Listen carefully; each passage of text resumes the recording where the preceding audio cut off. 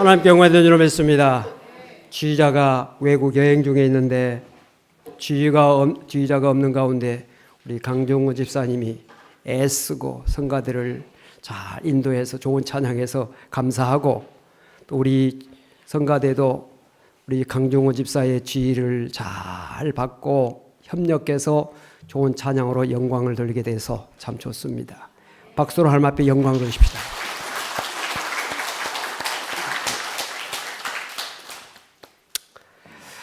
가을은 아름다운 계절이라고 흔히 말합니다.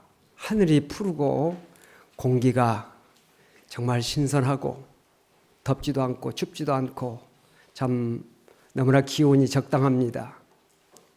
또 단풍나무의 그 아름다운 빛깔들을 보면서 참 곱다, 그렇게 말합니다. 그런데 가을의 진정한 아름다움은 이런 기후의 아름다움이나 어떤 빛깔의 아름다움보다는 열매가 아름답게 열렸다고 하는 점에서 아름다운 계절이라 할 수 있습니다. 오곡이 무르익어가는 들판을 바라보면서 우리 마음이 너무 좋죠. 과일나무의 아름다운 빛깔의 열매들을 바라보면서 참 아름답다라는 생각을 합니다. 이 아름다운 계절을 우리가 지내면서 우리 자신에게 한 가지 물어봐야 할 질문이 있다면, 과연 너는 어떤 열매를 맺고 있느냐? 라고 하는 질문을 던질 수 있다면 그 사람은 가을을 보람있게 보내는 사람이라 할 수 있을 것입니다. 본문 누가복음 13장은 흔히 열매 없는 무화과나무의 비유라고 불립니다. 한 농부가 포도원에 무화과나무를 심었습니다. 유대 지방에서 무화과나무는 주로 길가의 가로수로 심어서 길 가는 나그네들이 시장할 때 그 열매를 따먹고 시장길을 면하게 하는데 무화과나무를 심었습니다. 그런데 이 길가에 심어진 무화과나무는 물을 제대로 주지 못하고 또 거름을 제대로 주지 못하기 때문에 박한 땅에서 자라기 때문에 풍성한 열매를 잘 맺지 못합니다. 그런데 본문에 나오는 농부는 이 무화과나무를 포도원에 심었다, 이렇게 말씀하고 있습니다. 포도원에 무화과나무를 심었다고 하는 것은 포도원은 가장 좋은 상태의 땅을 유지하기 위해서 농부들이 거름을 늘 뿌리고 늘 가꾸고 그 밭을 풍성한 열매를 거두게 하기 위한 최상의 상태로 그 밭을 유지한 땅인데, 거기에 포도나무 대신에 무화과나무를 심었다고 하는 것입니다. 그래서 그 무화과나무가 이제 열매를 맺을 때가 됐는데 열매를 맺지 못하고 있다는 것입니다. 그래서 주인이 포도원 주인에게 말합니다. 3년이 지났는데도 열매를 맺지 못하고 있는 이 무화과나무, 이 좋은 땅만 버리고 차지하고 있으니 이 무화과나무를 찍어버려라 라고 말합니다. 그때 포도원 지기가 주인에게 사정을 합니다. 주인님, 금년에도 좀 두십시오. 제가 더 열심히 두루 파고 거름을 주겠습니다. 이후에 만일 실과가 열면 다행이지만 열매 맺지 못하면 그때 찍어버리시죠. 한 번 더 기회를 달라고 주인에게 사정을 합니다. 여기에 있어서 이 무화과나무가 왜 열매를 맺지 못했을까? 이것을 우리가 생각하면서 오늘 우리들의 자신의 열매에 대해서 한번 같이 생각해 보는 시간이 되기를 원합니다. 이 무화과나무가 열매를 맺지 못하는 이유 가운데 하나, 첫 번째는 자신의 책임을 망각했기 때문이라, 이렇게 생각할 수 있습니다. 무화과나무는 제목이나 관상용이나 땔감을 목적으로 심은 나무가 아니라 열매를 목적으로 심은 나무가 무화과나무입니다. 무화과나무의 존재 이유, 그 목적은 오직 열매에 있는 것입니다. 여러분, 우리 인생의 목적이 어디 있을까요? 역시 열매란 사실을 우리는 알아야 합니다. 열매가 우리 인생의 목적이라는 것입니다. 요한복음 15장에서 이를 분명하게 말씀해 주고 있습니다. 요한복음 15장 흔히 포도나무 비유라고 불리고 있는 그 말씀을 살펴보면 예수님께서 직접 제자들을 불러서 그들을 훈련시키고 그들에게 말씀을 가르치신 그 제자들에게 하신 말씀인데, 그 제자들을 향해서 예수님께서 이렇게 말씀하셨습니다. 나는 포도나무요 너희는 가지다. 너희가 내 안에, 내가 너희 안에 거하게 되면 열매를 맺게 된다. 많이 맺게 된다. 나를 떠나면 너희가 열매를 맺을 수가 없다라고 말씀하고 있습니다. 계속해서 16절에 보니까 너희가 나를 택한 것이 아니요 내가 너희를 택하여 세웠는데 그 택한 이유는 뭐냐? 너희로 하여금 열매를 맺게 하기 위해서 내가 너희를 택했다. 이렇게 말씀하고 있습니다. 뿐만 아니라 8절에도 너희가 열매를 많이 맺으면 내 아버지께서 영광을 받으실 것이요 너희는 내 죄자가 되리라. 열매를 많이 맺으면 하나님께 영광이 된다는 사실을 제자들에게 친히 말씀을 하셨습니다. 그렇다면 오늘 나와 여러분 예수님의 제자, 하나님의 아들과 딸, 우리가 택함 받았다 그렇게 고백하고 내가 예수를 믿고 지금 살고 있는 건 하나님의 은혜라고 우리가 고백하는 오늘 우리들에게 있어서의 사명은 무엇일까? 열매라는 사실입니다. 어떤 열매일까요? 성경은 우리에게 두 가지 열매를 제시하고 있습니다. 첫째는 성령의 열매입니다. 갈라디아서 5장 21절, 22절, 23절을 보니까 오직 성령의 열매는 사랑과 희락과 화평과 오래 참음과 자비와 양선과 충성과 온유와 절제니 이 같은 것을 금지할 법이 없느니라. 9가지의 성령의 열매를 말씀하고 있습니다. 같은 내용을 표준 세번역을 통해서 읽어보면 성령의 9가지 열매를 사랑과 기쁨과 평화와 인내와 친절과 선함과 신실과 온유와 절제라 이렇게 번역을 하고 있습니다. 공동 번역을 보면 사랑, 기쁨, 평화, 인내, 친절, 선행, 진실, 온유, 절제 같은 내용입니다. 조금 번역의 차이가 있을 뿐이지요. 같은 내용입니다. 이 성령의 9가지 열매는 한 사람에게서 하나 또는 몇 개의 열매를 맺는다고 하는 그런 의미보다는 한 인격 속에서 이 9가지의 속성, 이 9가지 열매가 맺힌다는 것이죠. 이 9가지 열매를 완벽하게 열매를 맺은 분이 한 분이 계시는데 바로 예수님이십니다. 예수님은 그의 삶 속에서 이 9가지 열매를 완벽하게 맺으셨어요. 우리가 만약에 예수님처럼 이런 열매를 맺기를 원한다면 어떻게 해야 될까요?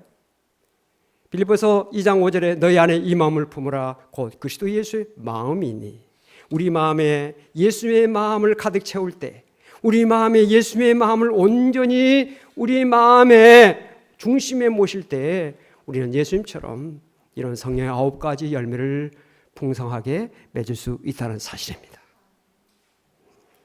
종교개혁 500주년 교회와 사회가 개혁된다는 말을 많이 합니다. 어떻게 해야 종교개혁 500주년을 맞이해서 교회와 이 사회가 개혁될 수 있을까? 돈으로, 권력으로, 구조조정으로 개혁이 이루어질 수 있을까요? 진정한 개혁, 진정한 새로움 어떻게 가능할 수 있을까요? 우리 교단 제102회 총회 주제가 종교개혁 500주년 말씀으로 새로워지는 교회, 이것이 우리 교단의 주제입니다.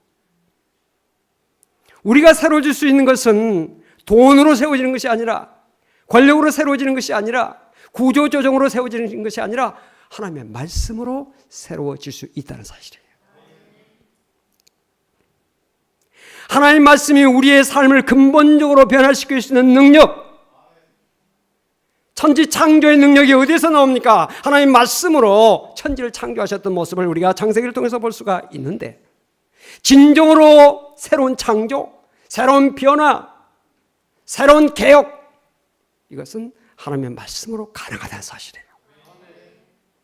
이 사실을 우리가 믿음으로 고백하고 그 말씀을 우리가 마음속에 새기고 오늘도 우리가 주의 전에 나와 예배드린 것은 세상 속에서 세속으로 물들어 있고 죄악으로 물들어 있고 육에 빠지고 그리고 마귀에 빠지고 우리가 육에 치우쳐서 살던 오늘 우리들이 하나님의 말씀을 들음으로 우리의 더러운 오염된 것들을 씻어내고 하나님의 백성으로서 하나님의 자녀로서 이 시대 속에서 하나님께서 세워주신 귀한 하나님의 아들과 딸로서의 합당한 삶을 살기 위해서 우리가 말씀을 듣고 그 말씀을 마음속에 새기고 그 말씀대로 살기 힘쓰는 것 아닙니까?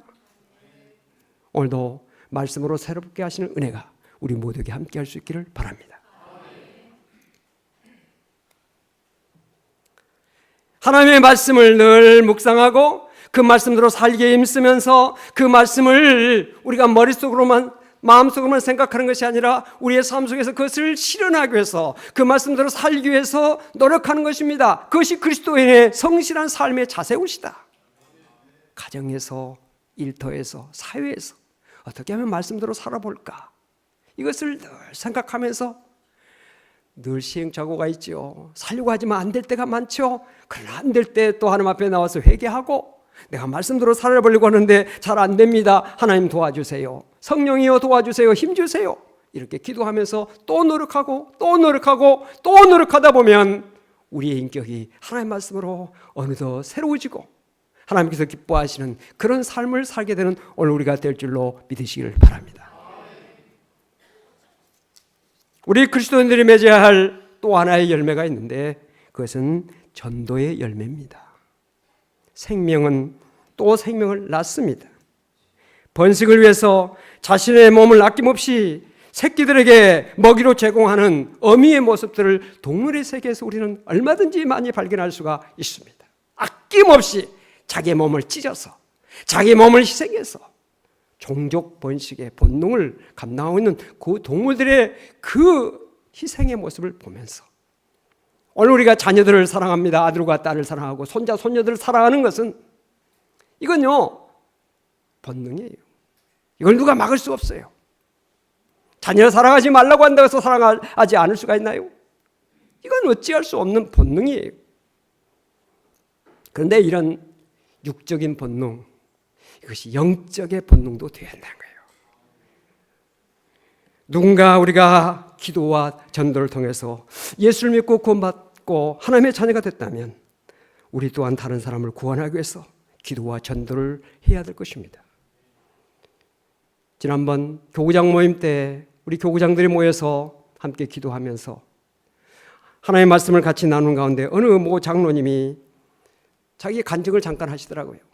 전도 대상자의 이름에 어떤 사람의 이름을 썼는데 어느 날 그 사람을 만났더니 나야 교회에 지금 잘 다니고 있다고 너무 기뻐서 눈시울이 뜨거워졌노라고 그런 간증을 하는 이야기를 들었습니다.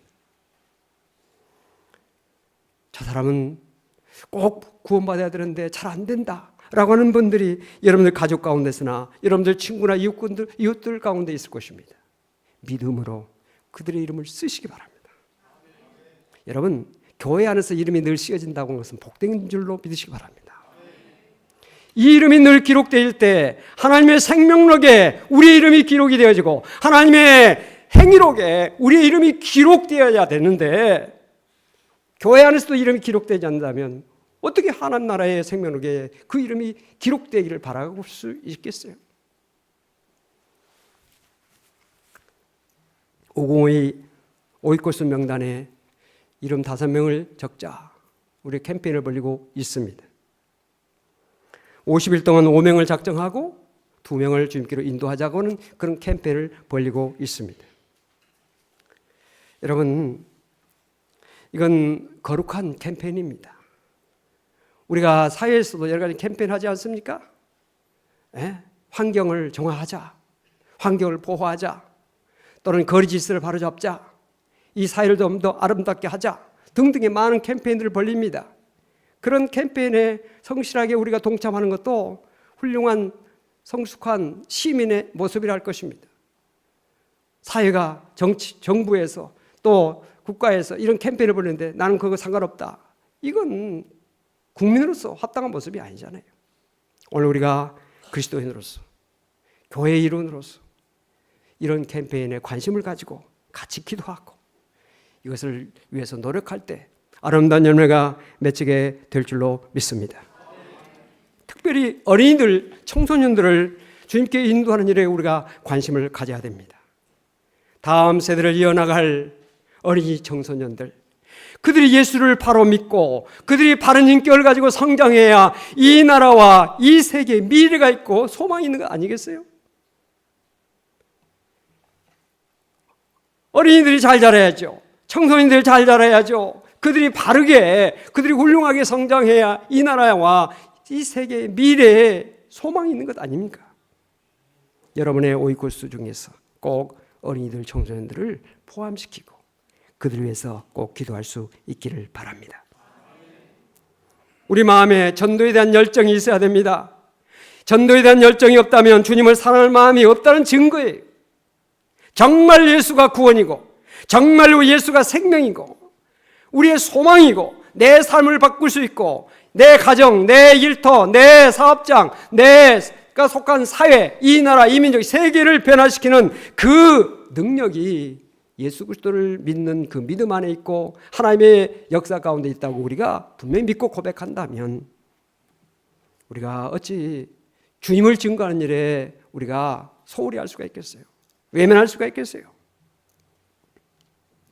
가족 구원을 위해서 남편과 자녀와 부모, 형제의 구원을 위해서 눈물의 기도와 전도 없이 나만 구원받아 천국을 가겠다. 얼마나 부끄러운 모습입니까? 나는 아름다운 천국에 가는데 내 사랑하는 가족, 자녀, 부모, 형제 나와 함께 하지 못한다면 얼마나 슬프고 안타까운 일입니까? 여러분들 좋은 음식, 맛있는 음식을 먹을 때 누굴 생각하십니까? 사랑하는 사람, 가족 생각합니다.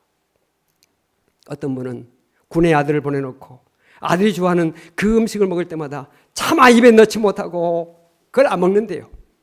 우리 아들이 이걸 못 먹고 있는데 내가 어찌 그걸 먹겠느냐. 감옥에 아들을 보내놓고 방에 불을 떼지 않고 겨울을 지내는 그런 사람들도 있어요. 왜? 내 아들이 지금 추위에 떨고 있는데 나만 따뜻하게 이렇게 지낼 수 있겠느냐. 그게 부모의 마음입니다.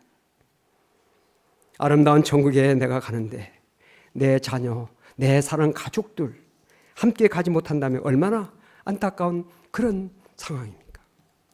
우리가 기도해야 될 줄로 믿습니다. 또 하나 우리가 왜 열매를 맺지 못하느냐, 결실의 때가 있다는 사실을 모르기 때문에 그렇다 생각할 수 있습니다. 오늘 말씀해 보니까 포도원 지기에게 이르되 내가 3년을 와서 이 무화과나무에서 열매를 구하되 얻지 못하니 찍어버리라. 어찌 땅만 버리게 하겠느냐, 이런 말씀이 있습니다. 무화과나무에게 주어진 기간은 3년입니다. 우리 인생에도 하나님께서 정해 주신 기간이 있어요. 사람마다 다 하나님께서 주신 생명의 기한이 있어요. 어떤 분은 조금 많이, 어떤 사람은 좀 짧게 주어져 있어요. 우리에게 주어진 이 인생을 일생이라고 말합니다. 하나의 한 번의 생이라는 뜻이 있죠. 이 땅에서 우리의 삶의 기회가 끝나면 다시는 이 땅에서 삶이 우리에게 주어지지 않습니다. 이 땅에서 우리에게 주어진 삶의 기회는 하나님을 잘 섬기고 그에게 영광을 돌리는 기회로 우리에게 주셨다는 사실을 우리 모두가 인정하고 그 사실을 우리가 분명히 알아야 되고 믿어야 될 줄로 믿습니다. 사랑할 수 있을 때 사랑해야 됩니다. 후회한 인생이 되지 않겠어요? 봉사할 수 있을 때 봉사해야 됩니다. 용서할 수 있을 때 용서해야 됩니다. 충성할 수 있을 때 충성해야 됩니다. 복음을 전할 수 있을 때 복음을 전해야 됩니다. 여러분, 이 땅에서의 삶의 기간이 끝나면 뭐가 있는 줄 아십니까? 심판. 심판이 무엇입니까? 판단이죠. 우리의 삶의 모든 기간들을 하나님 앞에 낱낱이 내놓고 하나님의 판단을 받는 그 최후의 심판, 마지막 심판이 우리에게 있다는 사실을 여러분들 아시지 않습니까? 성경 분명하게 말씀하고 있습니다. 히브리서 9장 27절에 한 번 죽는 것은 사람에게 정해진 것이요 그 후에는 심판이 있으리니. 이 사실을 우리는 결코 잊어서는 안 될 것입니다. 그 심판은 어떤 심판입니까? 심은 대로 거두는 심판입니다. 갈라디아서 6장 7절에 스스로 속이지 말라. 하나님은 업신여김을 받지 아니하시나. 다른 성경에 보면 만월의 여김을 받지 아니하시나니 사람이 무엇으로 심든지 그대로 거두리라. 선한 일을 행한 사람은 생명의 보활로, 악한 일을 행한 사람은 심판의 보활로 나오리라. 성경에 분명하게 말씀하고 있습니다. 마태복음 25장을 보면 달란트 비유가 나옵니다. 우리가 너무나 잘 알고 있는 달란트 비유가 나오는데, 재능대로 한 사람에게 금 5달란트, 또 다른 사람에게는 2달란트, 한 사람에게는 1달란트를 주었다. 그리고 마지막에 주인이 돌아와서 그 달란트 맡긴 사람들에게 다시 불러다가 그걸 어떻게 했느냐고 물으신다는 내용이 마태복음 25장에 나와 있습니다. 그리고 마태복음 25장의 거의 마지막 부분에 보면 그들은 영벌에, 의인들은 영생에 들어가리라. 영벌과 영생에 대한 두 가지의 그 심판의 내용이 나오고 있습니다. 여러분, 이 사실에 대해서 우리가 별로 인정하고 싶지 않는 그런 마음이 있을 거예요. 뭐 그런 게 있겠느냐. 성경은 거짓말하고 있는 책이 아니잖아요. 성경이 있다면 분명히 있는 거 아닙니까? 이걸 믿어야 됩니다. 내가 믿고 싶지 않다고 해서 없는 거 아니잖아요. 내가 믿고 싶다고 해서 있는 건 아니잖아요. 말씀대로 되시는 거잖아요. 나 못 들었는데요. 오늘 며칠 날입니까? 2017년 10월 15일 김충선 목사가 성일교회 강단에서 분명히 우리에게 영벌과 영생에 대한 말씀을 전했습니다. 여러분들 다 증인이십니다. 나 못 들었어. 그런 분이 한 분도 있을 수 없어요. 하나님은 만월의 여김을 받지 아니하신다. 가을에 가장 행복한 농부가 누구일까요? 봄부터 열심히 밭을 갈아 씨를 뿌리고 열심히 갖고 와서 가을 위에서 풍성한 열매를 바라보는, 그리고 그것을 수확하는 농부, 행복한 농부입니다. 그러나 불행한 농부는 누구일까요? 밭을 갈지도 않고 심지도 않고 가꾸지도 않고 있다가 가을에 아무런 열매를 맺을 수 없는, 아무런 것을 거둘 수 없는 그 쓸쓸한 가운데 가을을 맞이하는 사람, 모든 사람들이 풍성한 열매를 안고 기뻐하는데 그 기쁨에 참여하지 못한 농부, 가장 쓸쓸하고도 불행한 농부가 아니겠습니까? 우리 인생의 기간이 끝나고 하나님께서 행하시는 최후의 그 심판 앞에서 가장 기뻐하고 가장 보람을 느낄 수 있는 사람은 최선을 다해서 주님께 주신 사명을 감당하는 열매 맺는 성도라 할 수 있고, 가장 탄식하고 부끄러운 사람이 누굽니까? 심지 않고 아무것도 열매를 맺지 못하는 그런 사람이 아니겠습니까? 요한계시록에 보면 보좌 가운데 계신 어린 양이 환난 가운데 신앙생활을 하다가 올라온 성도의 목자가 되사 생명수 샘으로 인도하시고 하나님께서 저희 눈물을 씻어주신다는 말씀이 요한계시록에 나오고 있습니다. 제가 한번 읽어보겠습니다. 이는 보좌 가운데 계신 어린 양이 그들의 목자가 되사 생명수 샘으로 인도하시고 하나님께서 그들의 눈에서 모든 눈물을 씻어주실 것입니다. 신앙생활을 하면서 핍박당하고 어려움당하고 직장에서도 어려움당하고 사업하면서 어려움당하고 여러 가지 봉사하면서 충성하면서 전도하면서 신앙생활하면서 정말 하나님 앞에 신앙생활하면서 어려움을 당하고 고통당했던 그런 사람들이 하나님 앞에 섰을 때 어린 양 되신 예수님께서 그들을 친히 생명수샘으로 인도해 주실 뿐만 아니라 그들의 눈에서 눈물을 씻어주시고 위로해 주시고 상급을 주신다는 사실, 이 소망이 우리 모두에게 있다는 사실. 사랑하는 성도 여러분, 땅만 못쓰게 만들고 아무짝에도 쓸모없는 이 열매 없는 무화과나무, 땅만 버리고 있는 그 무화과나무, 오늘 우리가 귀한 생명 고백하지 않습니까? 우리가 가지고 있는 생명 귀한 겁니다. 우리에게 주어진 시간 귀한 겁니다. 우리에게 주어진 물질 귀한 겁니다. 우리에게 주어진 재능 귀한 겁니다. 이 귀한 것들을, 이 좋은 것들을 우리가 가지고 있으면서도 낭비하고 있다면, 열매 맺지 못하고 있다면 얼마나 부끄러운 모습입니까? 주님은 우리를 위해서 값비싼 희생을 치르셨습니다. 영광의 보좌도 뒤로 하시고 가장 낮은 자의 모습으로 이 땅에 오셨고, 또한 많은 수치와 아픔과 상처를 받으시고 십자가 달려 죽기까지 우리를 사랑하시고 구원해 주셨습니다. 이 은혜를 깨달은 사람은 나를 구원해 주신 주님의 마음을 알고 주님의 구원 사역에 자신을 헌신하는 사람의 삶을 살게 될 줄로 믿습니다.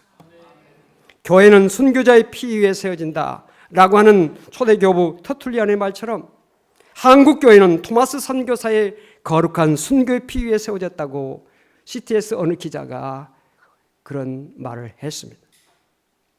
1866년 9월 5일 평양의 대동강변, 마지막 그 대동강변 그 모래사장에서 죽어가면서 자기가 싣고 온 그 많은 성경책이 불에 타고 있는 그 안타까운 모습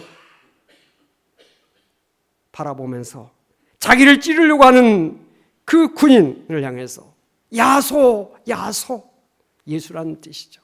자기 품속에 품었던 그 성경책을 꺼내서 자기를 찌르고 있는 그 군인에게 마지막으로 내밀던 그 순교자의 영성, 그 순교자의 희생, 그 순교자의 그 열심, 순교자의 그 마음, 이것이 오늘 한국교회의 거룩한 부흥의 밑거름이 됐다는 사실을 어느 누가 그것을 부인하겠습니까? 이 순교의 피가 우리 가슴속에 지금도 흐르고 있고 그런 희생이 있었기 때문에 오늘 우리가 예수를 믿고 이 나라가 이만큼 예수를 믿고 하나님의 은혜 가운데 살고 있다는 사실 우리는 분명하게 알아야 될 줄로 믿습니다. 하나님께서 우리에게 삶의 기회를 지금도 주신 이유가 어디 있겠습니까? 열매 맺으라고. 너무 때가 늦은 것은 아닙니다. 깨달은 것이 빠른 거예요. 내게 열매 맺는 기회를 주신 하나님 앞에 감사하면서 성령의 열매, 전도의 열매 맺기 힘쓰는 우리 모든 성도가 되어서 하나님께 영광 드리는 우리 모두가 될 수 있기를 주름으로 축원을 드립니다. 기도하십시다. 하나님 감사합니다. 우리에게 귀한 말씀을 주셨습니다. 이 아름다운 계절에 우리 자신을 살펴보게 하시고 하나님 앞에 부끄럼 없는 아름다운 열매를 맺을 수 있는 우리 모두가 될 수 있도록 도와주시옵소서. 주님, 저희들에게 더욱더 믿음을 더해 주시고 성령으로 함께 하시고 말씀으로 역사해 주셔서 말씀대로 성령의 뜻 가운데 사는 우리 모두가 되게 하여 주시옵소서. 예수 그리스도로 간절히 기도하옵나이다. 아멘.